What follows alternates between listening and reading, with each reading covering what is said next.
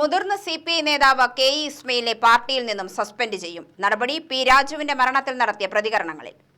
CPIക്കകത്ത് കുറെ നാളായി വിമതസ്വരമുയർത്തുന്ന നേതാവാണ് KE ഇസ്മയിൽ. പലപ്പോഴും പാർട്ടി നേതൃത്വം അച്ചടക്കത്തിന്റെ വാളോങ്ങിയിട്ടും അദ്ദേഹം അടങ്ങാൻ തയ്യാറായിരുന്നില്ല. ഇതിൽ നേതൃത്വത്തിന് കടുത്ത പ്രതിഷേധവും ഉണ്ടായിരുന്നു. ഇതിനു പിന്നാലെയാണ് പി രാജുവിന്റെ മരണവുമായി ബന്ധപ്പെട്ട വിഷയം വരുന്നത്.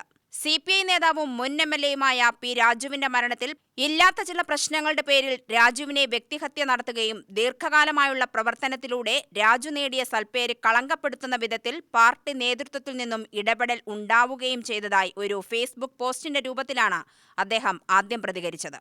തുടർന്ന് മാധ്യമങ്ങളോട് ഇക്കാര്യം ആവർത്തിച്ചു.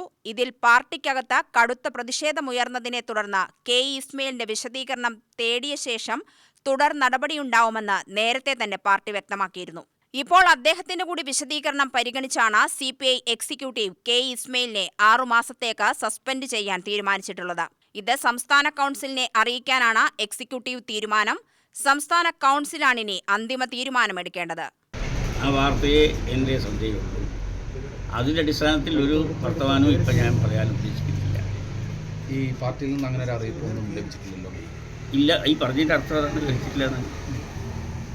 പിന്നെ വെറുതെ വിശദാംശങ്ങളിലേക്കൊന്നും പോകണ്ട.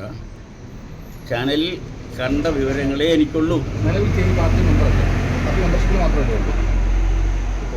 ഇപ്പം ഞാനൊന്നും പറയുന്നില്ല. 55 കൊല്ലമായിട്ട് പാർട്ടി 55ാമത്തെ വർഷം 1955 മുതൽക്ക് തുടങ്ങിയതാണ്. 70 കൊല്ലമായി. ഞാനിപ്പോഴും എപ്പോഴും പാർട്ടിയാണ്, മരിക്കുന്നവരെയും പാർട്ടിയാണ്. പാർട്ടിയെ പ്രതിസ്ഥാനത്ത് നിർത്തിയ രീതിക്ക് പ്രതികരണം നടത്തിയെന്നാണ് പറയുന്നത്.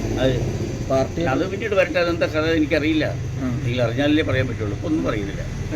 ഇതിൽ കവിഞ്ഞപ്പോൾ ഒന്നും പറയാനില്ല. തീരുമാനമെടുത്തതിന് ശേഷം നേതാക്കൾ ആരും വിളിച്ചിട്ടൊന്നുമില്ലല്ലോ? അല്ല, അറിയില്ല. ഈ വാർത്തകളുടെ കാര്യം വിളിച്ചിരുന്നോ? ഇല്ല, വാർത്തകളുടെ കാര്യം വിളിച്ചിരുന്നു. ഒരുപാട് സഹാക്കൾ വിളിക്കുന്നുണ്ട്.